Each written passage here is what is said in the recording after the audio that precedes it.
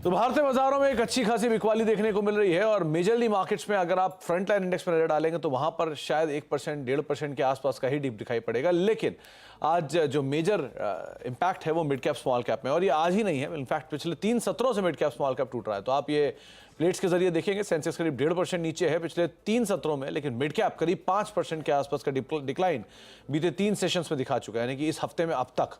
और small cap इस हफ्ते में अब तक करीब 7.5% फिसल चुका है। ऊपरी स्तरों से 13-13.5% की बिकवाली स्मॉल कैप इंडेक्स में हम ऑलरेडी देख चुके हैं। मिड कैप में करीब 8% के आसपास की बिकवाली हम ऑलरेडी देख चुके हैं हायर लेवल से। तो बिकवाली का इंटेंसिटी आपको ब्रॉडर मार्केट्स में ज्यादा दिखाई पड़ेगा कंपेरेटिवली फ्रंट लाइन इंडेक्स के। थोड़ी सी रिकवरी मार्केट्स में स्मॉल कैप मिड कैप में आई है, कह सकते हैं कि थोड़ा ब्रीदर जरूर आया है, लेकिन बहुत ज्यादा कोई रिलीफ नहीं है। तो मार्केट्स में सेल ऑफ का सिलसिला लगातार बना हुआ है और ज़्यादा सेल ऑफ में पार्टिसिपेट कर रहा है PSU, ज़्यादा पार्टिसिपेट कर रहा है अदानी समूह, जहां पर तेज बिकवाली आज के सत्र में देखने को मिल रही है। शिल्पा रावत हमारे साथ मौजूद है बातचीत करने के लिए PL रिसर्च से। शिल्पा मैम नमस्कार, स्वागत है कार्यक्रम में। पहले तो मार्केट्स पे आपका एक व्यू चाहूँगा, क्योंकि जिस तरह की स्टेट है इंडेक्स में है बिकवाली वहाँ पर भी, लेकिन जितना आप कैपिटल वाइज छोटे होते जाएंगे, लार्ज कैप से मिड कैप से स्मॉल कैप से माइक्रो कैप और माइक्रो कैप से SME, उतनी इंटेंसिटी का फॉल जो है वो बढ़ता जा रहा है। सो आप कैसे रीड कर रहे हो मार्केट्स को?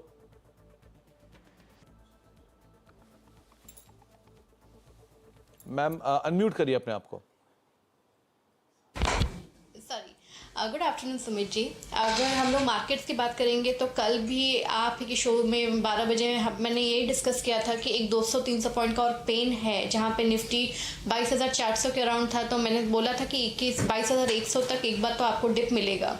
तो ये वही डिप है जहाँ पे जो मैं यस्टरडे आई वाज एंटिसिपेटिंग, और ये आज हो ही गया है। तो मुझे लगता है ये जो 22,000 के जोन्स पे है अभी, ये अच्छा सपोर्ट है। तो अगेन एक मच नीडेड एक ब्रीदर मिलना चाहिए था, जो मिल गया। एक 500 पॉइंट्स रफली टॉप से हम लोगों ने करेक्ट किया है। तो अभी के लिए एक छोटा सा ब्रीदर मुझे लगता है इट इज़ फाइन, क्योंकि इवेंचुअली 23,000 तक का व्यू डेफिनेटली पर्टेन कर रहा है। तो ये जो 1-2 दिन का आपको अगेन ये डिसकंसोलिडेशन साइडवेज मार्केट मिलेगा, तो आप इसमें थोड़ा पेशेंटली वेट कर सकते हैं। 21,900 का आप थोड़ा पोजिशनल के लिए आप स्टॉप लॉस मेंटेन कीजिए। मुझे लगता है वापस से आपको 22,500 से लेके 22,800 के बीच में ट्रेड करते हुए मिलेगा। उनके बहुत अच्छा लग रहा है कि 22,500 22,800 दिखाई पड़ेगा, और स्पेशली उन लोगों को जिनको आज पोर्टफोलियो में बड़े मेजर कट्स आते हुए दिखाई पड़ रहे हैं। निफ्टी बैंक को लेकर आपका व्यू क्या कहता है? क्या वहां पर भी बाय ऑन डिप्स लग रहा है आपको, या एटलीस्ट थोड़ा कंसोलिडेशन और उसके बाद लॉन्ग? जी बिल्कुल। यहाँ पे अगर आप देखेंगे तो बैंक निफ्टी भी 47,000 जैसे हमने डिस्कस किया था वहीं पे एक सपोर्ट है। तो ये 46,800 जोन्स पे भी आपको एक अच्छा खासा एक ब्रीफ यहाँ पे हॉल्ट मिल जाएगा, जहाँ पे आपको towards again 49,000 bank Nifty definitely trade करते हुए मिलेगा। तो ये जो कल से लेके आज तक का ये जो ब्रीदर है, तो मुझे नहीं लगता कि यहाँ पे आपको बहुत ज़्यादा पैनिक करना चाहिए। ये ऑन एंटिसिपेटेड लाइंस था कि ऐसा होगा, तो ये it is behaving as per the data behaviour. तो जब तक markets as per data behave करता है तब तक मुझे लगता है कि it is positive, it is okay and no major panic यहाँ पे है। चलिए, तो निफ्टी बैंक को लेकर आपने शिल्पा मैम की राय सुनी। शिल्पा मैम, लॉन्ग साइड पे कोई कॉल्स हैं कॉन्ट्रेरियन, या फिर शॉर्ट साइड पे जाएंगे हम? अभी के लिए मुझे लगता है कि क्योंकि मार्केट में थोड़ा 1-2 दिन का और साइडवेज रहेगा, तो I will stick to sell calls. यहाँ पे कुछ स्टॉक्स में अभी भी एक अच्छा खासा डाउनसाइड मुझे दिख रहा है, जैसे for example IGL of course Prabhudas Lilladher में भी मैंने आज इसको रेकमेंड किया है। एक पोजिशनल सेल के लिए फॉर टारगेट्स ऑफ 380, तो फ्यूचर्स अभी अराउंड 414 ट्रेड कर रहा है। तो 430 के स्टॉप लॉस से आप इसमें एक पोजिशनल सेल 380 के लिए इसमें अटेम्प्ट ले सकते हैं। काफ़ी रनअप है, इसके बाद इसमें थोड़ा सा ये ब्रीदर में भी मुझे लगता है इसने काफ़ी अच्छा एक ब्रेकडाउन दिया है। ये फ्रेश ब्रेकडाउन है, तो मुझे लगता है यहाँ पे आपको डाउन साइड प्ले करने के लिए ज़्यादा अच्छा मौका मिलेगा। तो IGL जहां पर फर्दर सेल साइड पर आप पोजीशंस को देख सकते हैं, थोड़ा सा शायद और बिकवाली एक्सटेंड होता हुआ दिखाई पड़े, लेकिन अभी हाँ ये बात सही है कि मोमेंटम के साथ ही आप जाएं, वो ज़्यादा बेटर है। आगे बातचीत करूंगा शिल्पा मैम से, लेकिन कुछ मिड कैप के गेनर लूजर आपकी स्क्रीन पर आते हुए दिखाई पड़े हैं। किस तरह की सिचुएशन है? मिड कैप इंडेक्स थोड़ा संभला है, एक समय पर 4% नीचे था, लेकिन अभी 3% नीचे है। सबसे बड़ी बिकवाली रियल स्टेट स्पेस में है, जिसमें पूर्वांकरा 8% नीचे, शोभा 7% नीचे, कोल्टे पाटिल 4.5% नीचे और इंडिया बुल्स रियल स्टेट 6% नीचे। ये याद रखना होगा कि सबसे ज़्यादा चले भी थे। यूको बैंक PSU बैंक से सबसे ज़्यादा टूटने वाला PSU bank bank of Maharashtra 5.5% नीचे, IDBI बैंक 4.5% नीचे, यूनियन बैंक 4.5% बिकवाली यहाँ पर भी आते दिखाई पड़े। तो दूसरी सबसे ज़्यादा चलने वाली स्ट्रीम जो थी वो PSU बैंक और PSU शेयर थे, तो वहाँ पे सबसे ज़्यादा बिकवाली है। EIL 8% नीचे, भारत डायनामिक्स 6% नीचे, BEML 6% नीचे, RCF 5% बिकवाली यहाँ पर भी आते हुए दिखाई पड़ रही है।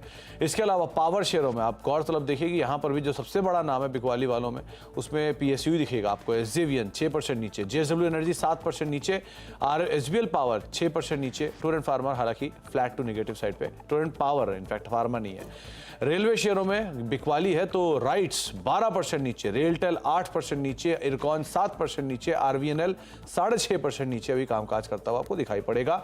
मेटल में भी PSUs 4 में से 3 नाम, नालको 6% नीचे, NMDC 5% नीचे, सेल 4.5% नीचे और जिंदल स्टेनलेस करीब 4.5% के आसपास की बिकवाली यहाँ पर आते हुए दिखाई पड़ रही है।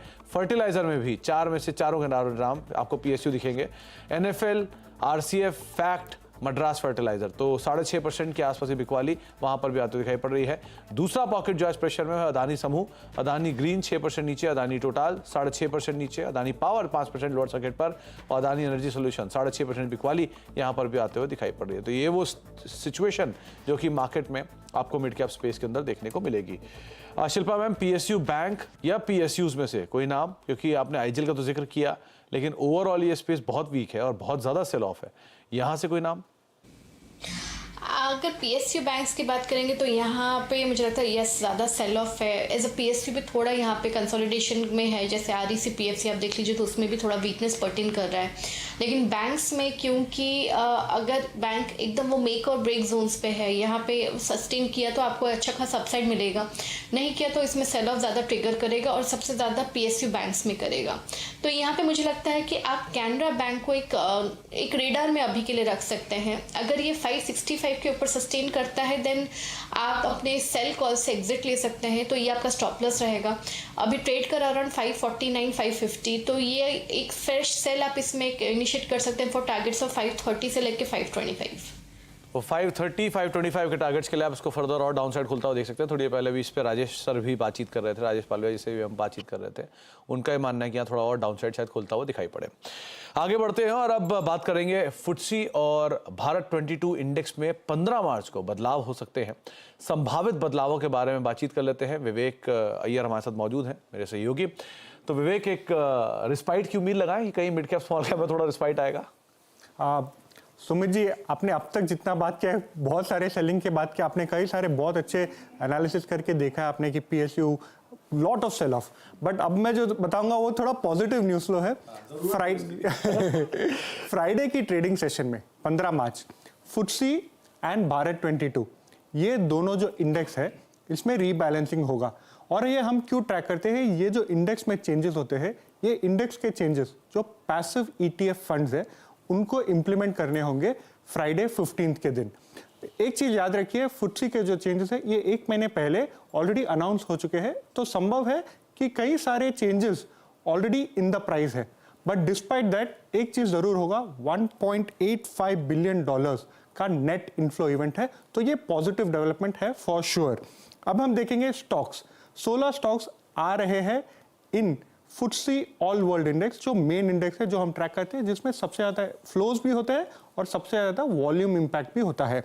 तो सबसे पहले स्टॉक हम देखेंगे सुंदरम फाइनेंस, $160 मिलियन का इन्फ्लो होगा एंड ये वॉल्यूम भी, जनरली स्टॉक का वॉल्यूम इतना हाई नहीं है, तो ये काफी इंपैक्टफुल इन्फ्लो है।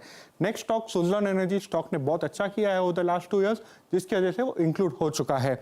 नेक्स्ट सेट ऑफ स्टॉक्स जो है इसमें 30 से 60 मिलियन का इन्फ्लो आएगा। Phoenix Mills, KPIT Tech, Jindal Stainless, Prestige Estates, Thermax and SJVN। Next set of stocks है थोड़े कम है बट ये भी इंपैक्टफुल है। Metro brand, NLC India, Poonawalla Fincorp, FACT जो fertiliser and chemical, Kalyan jewellers, Mazagon dock, RVNL and New India Assurance, ये सब में भी 10 से 30 मिलियन डॉलर्स के बीच में इन्फ्लो होंगे। अभी सबसे मेन स्टॉक जो होगा FTSE में ट्रैक करने के लिए वो होगा HDFC बैंक में।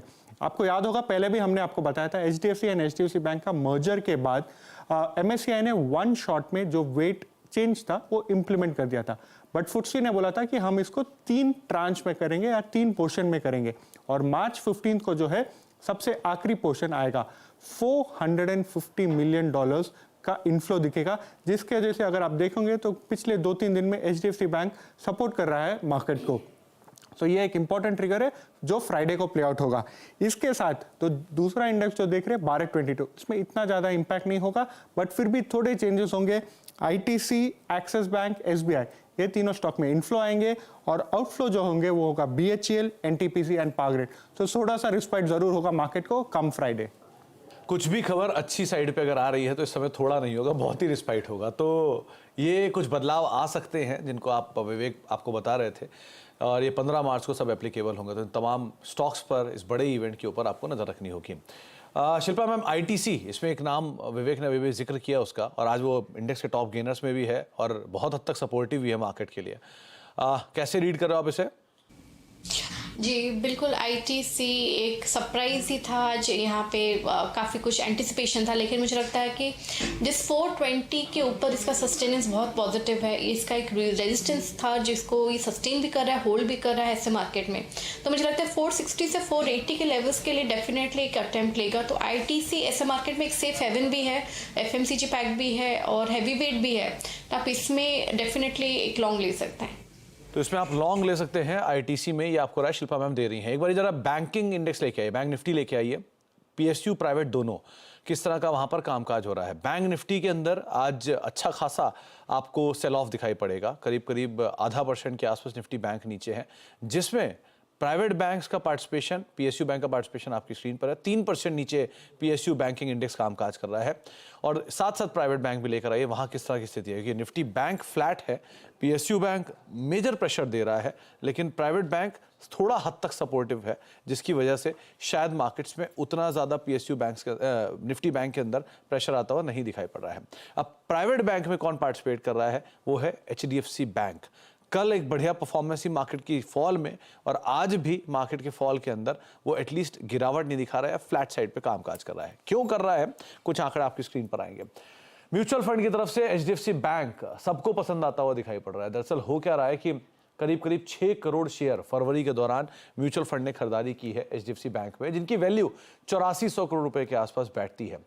ये वैल्यू के हिसाब से देखा जाए तो पहले करीब करीब 13,500 करोड़ रुपए की खरीदारी ऑलरेडी जनवरी में हो चुकी है, और फरवरी में 8400 करोड़ रुपए के आसपास की खरीदारी और होते हुए दिखाई पड़ी है।